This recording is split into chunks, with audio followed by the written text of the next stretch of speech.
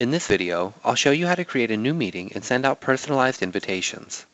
First, log into your account and click the New Meeting button at the top of your screen. Go ahead and fill out the fields here, including the topic, start time, and duration. Be aware the start time isn't military time, so make your selection accordingly. The duration is used to give your attendees an idea of how long the meeting is scheduled to last. The meeting will not end or kick users off at that time. As long as users are still connected, the session will remain open. You will see the password option down here as well, which we'll leave blank since we'll be sending out personalized invitations. Attendees will join via a link in their invitation email, so there's no need for a password to enter the meeting. Feel free to type something into the description and agenda fields below. This information will automatically populate into your invitation. Next, we'll go ahead and add the attendees we want to invite to the meeting. Click on the Participants tab up top. Simply type in their first name, last name, and email address in the appropriate fields. To demonstrate this, I'll invite my colleague Olivia to the meeting. As you can see, it references my address book.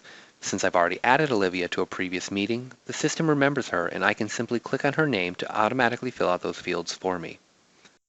You can also access the entire address book by clicking this plus sign here. I can also change the Add To option to designate how I want each attendee to join the meeting.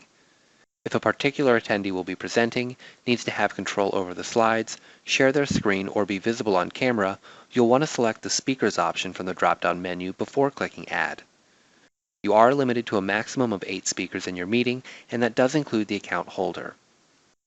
If you have a large list of potential attendees to invite, it may be easier to pull that information from a spreadsheet rather than manually adding each person. To do so, make sure you have the information saved in a CSV file and formatted with these exact headers. Once the file has been selected and uploaded, you'll see all the names within that file populate in the boxes above. Next, let's navigate over to the Send Invitations tab to take a look at the invites that we'll be sending. If we click the checkbox here, it will display the default email message that will be sent out. Feel free to customize this text to suit your needs. You will notice a few placeholders built into the text already. These variables automatically pull information from within your meeting details to make it easier to set up the invites.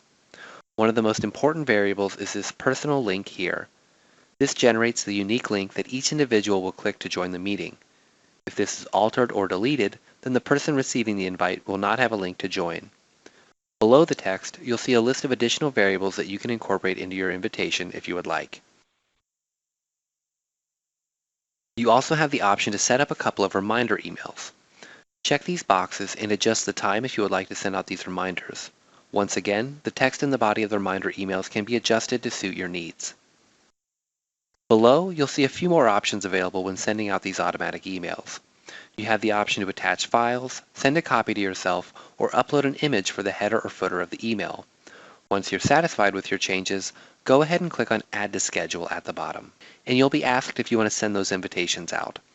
Select Send Invitation to All Users and click Save. If you need to add additional attendees and send out additional invitations, simply edit the meeting, go back into the Participants tab, and follow the same steps to add additional users. This time, when you save, you'll be asked if you want to send invitation to all users or just the new ones you've added. Make your selection and click Save again to send out those invites. Thank you for taking the time today to learn about setting up a meeting and sending invitations.